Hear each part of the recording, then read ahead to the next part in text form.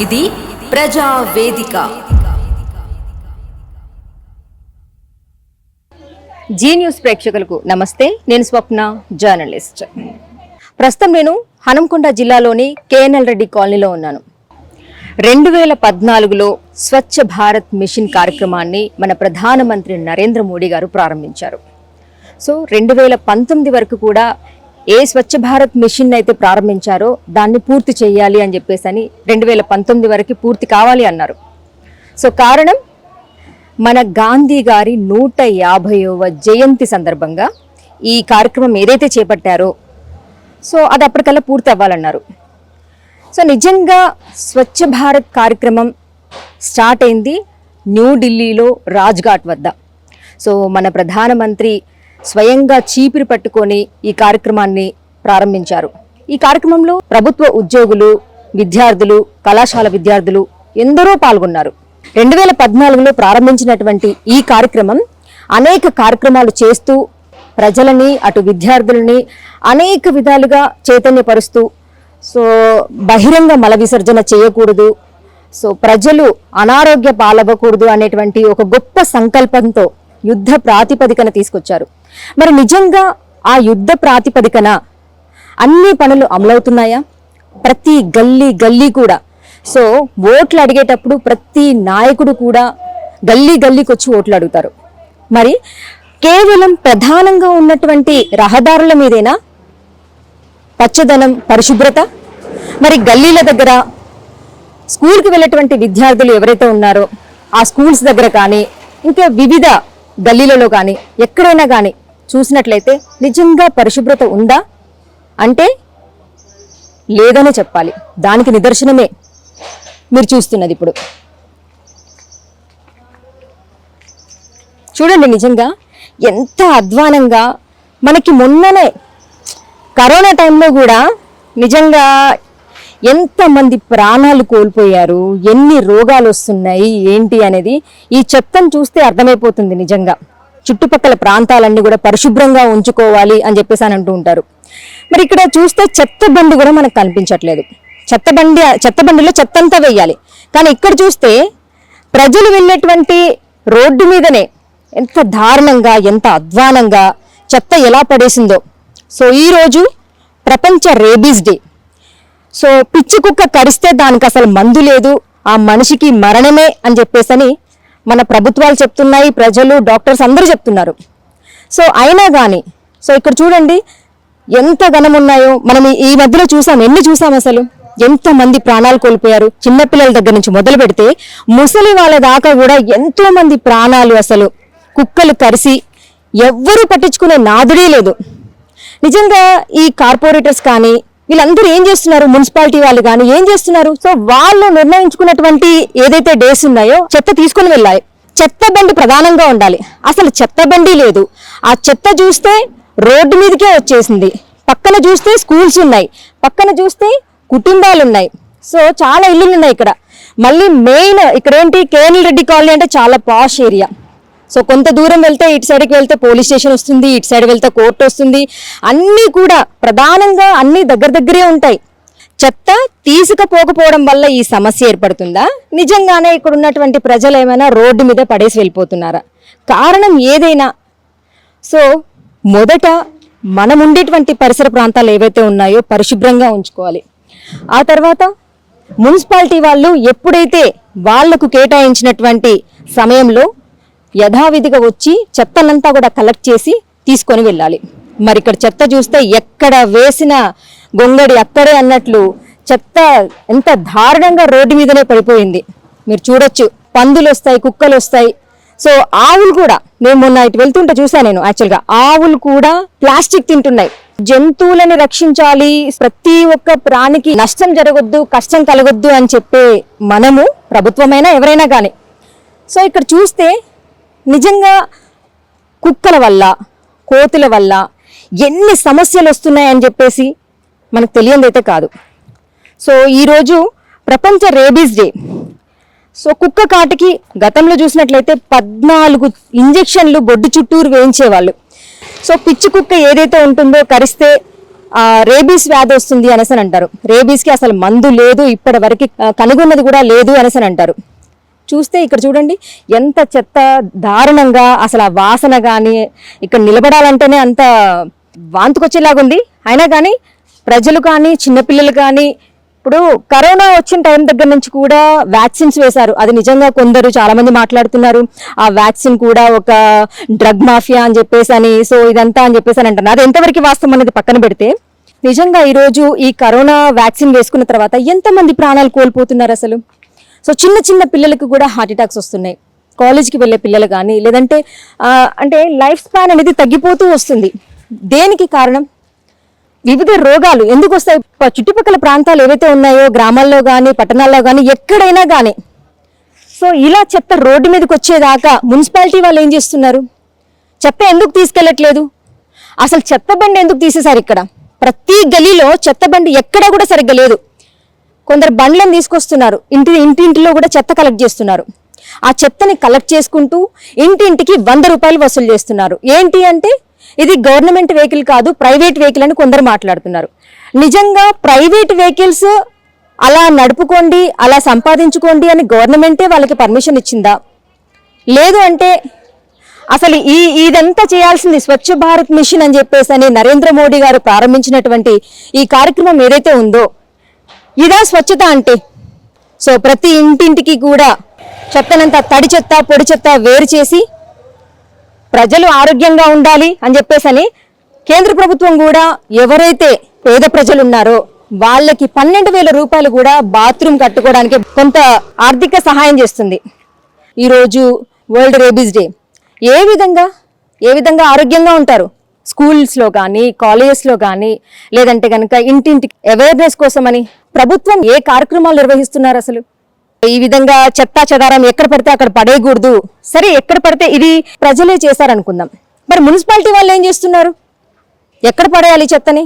ఇప్పటికప్పుడు చెత్త తీసే కార్యక్రమాలు ఇవన్నీ కూడా ఎవరు చేయాలి అసలు? అంటే కేవలం ఓట్లు అడిగేంత వరకేనా నాయకులు కానీ ఎవరు కానీ? ప్రభుత్వాలు కూడా అసలు ఇలాంటివి ఏం పట్టించుకోవా? కేంద్ర ప్రభుత్వం నుంచి వస్తున్నటువంటి నిధులన్నీ ఏమవుతున్నాయి అసలు? సో కేంద్ర ప్రభుత్వం 60% అయితే రాష్ట్ర ప్రభుత్వం 40% నిధులు కేటాయిస్తూ ఈ విధంగా స్వచ్ఛత పరిశుభ్రత కార్యక్రమాలు నిర్వహిస్తూ 15 రోజుల కార్యక్రమాన్ని నిర్వహిస్తున్నారు.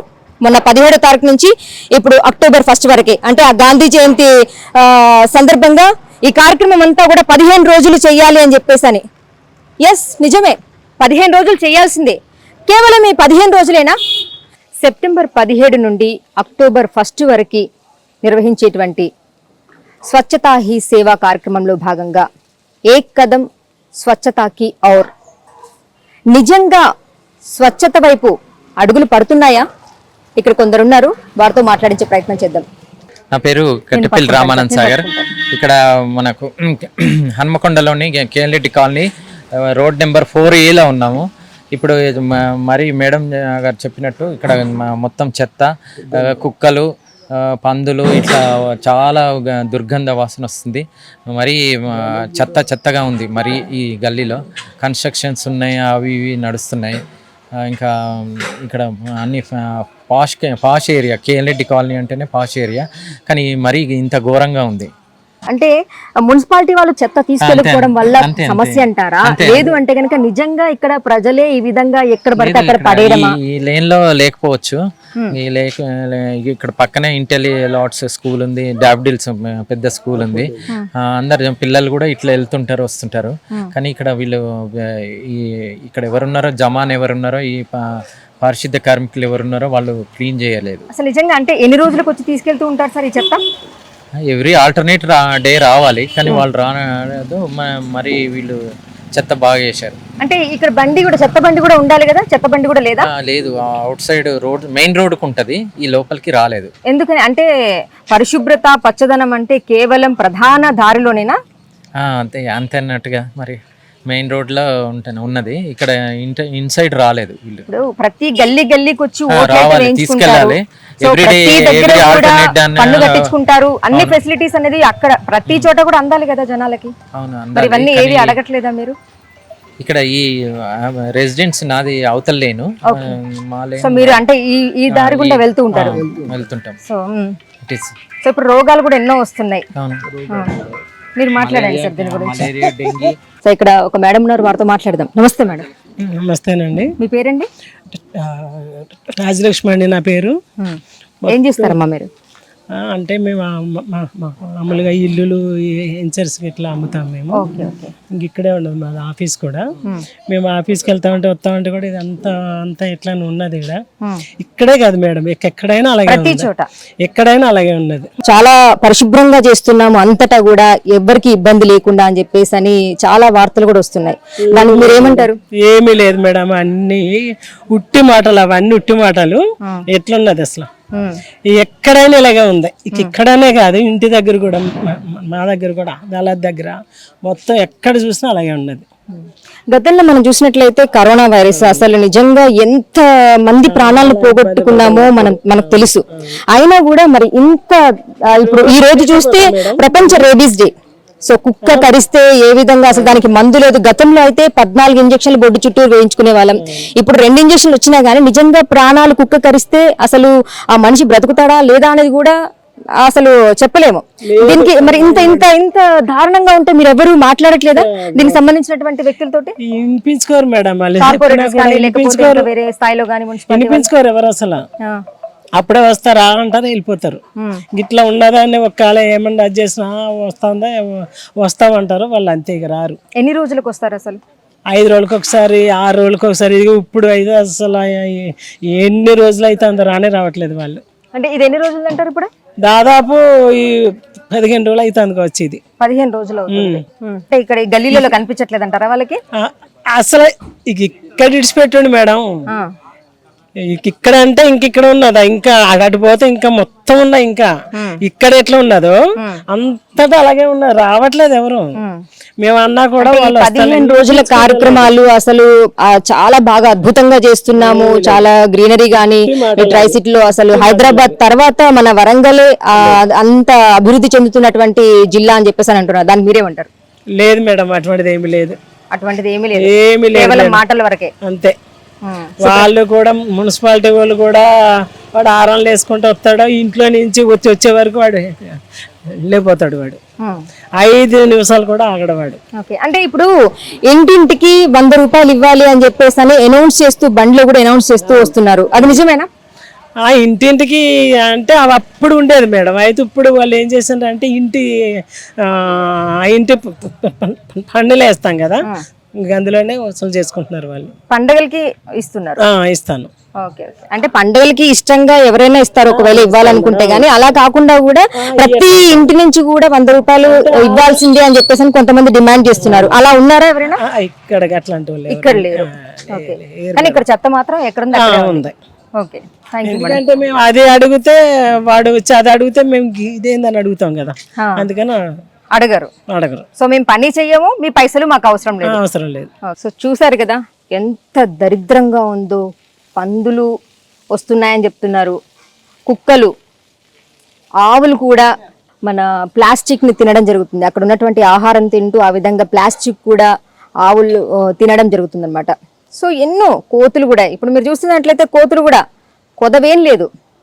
సో హనుమకొండ అంటేనే నిజంగా కోతులు ఎంతగానం వస్తున్నాయో. దీని అంతటికీ కారణం ఎవరు అసలు?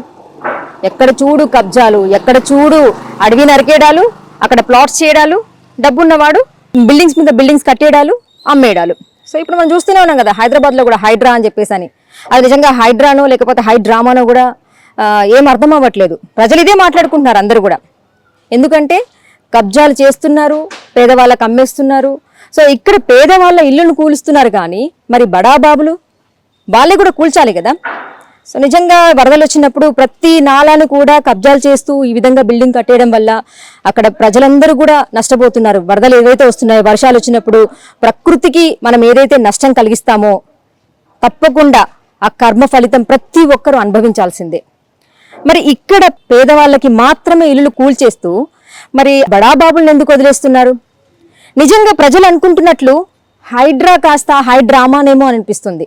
వాళ్ళు అనడంలో తప్పేమీ లేదనిపిస్తుంది. నిజంగా ముందు వాళ్ళకి ఏదైనా ఎక్కడైనా ఉండేటువంటి అవకాశాన్ని కల్పించి ఎవరైతే బడాబాబులు ఉన్నారో వాళ్ళందరి కూడా ఏవైతే ఆ నాలాల మీదనో లేకపోతే ఇంకెక్కడైతే కుంటల మీదనో ఏదైతే చెరువుల మీదనో ఎక్కడైతే బిల్డింగ్స్ కట్టారో వాటన్నిటిని కూల్చేసినప్పుడు ప్రజలకు నమ్మకం కలుగుతుంది. పేదవాళ్ళు కట్టుకున్నటువంటి ఇళ్ల మీదే పడితే వాళ్ళు ఎక్కడుండాలి అసలు?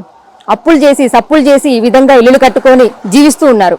సో ఇక్కడ కూడా నిజంగా వరంగల్లో కూడా రావాలి, ఎవరెవరు కబ్జాలు చేస్తారు, ఏం జరుగుతుంది అసలు. మనం అంతకుముందు చూసినట్లయితే వర్షాకాలంలో నయీం నగర్ కానీ ఇంకా వివిధ ప్రాంతాలలో సో ఎంత జరిగింది. ఈ రోజైతే ఇప్పుడు నాయని రాజేందర్ రెడ్డి గారు వచ్చినటువంటి అతి తక్కువ టైంలోనే అక్కడ పూర్తి చేశారు. మాజీ ఎమ్మెల్యేకి ఇప్పుడున్నటువంటి నాయని రాజేందర్ రెడ్డి గారికి ఇద్దరికి కూడా గొడవలు కూడా అంటే ఎలా జరుగుతున్నాయంటే ప్రెస్ మీట్ పెట్టుకున్నప్పుడల్లా కూడా మీరేం చేయలేదు, మేము వచ్చాక చేశాము అని చెప్పేసి అని.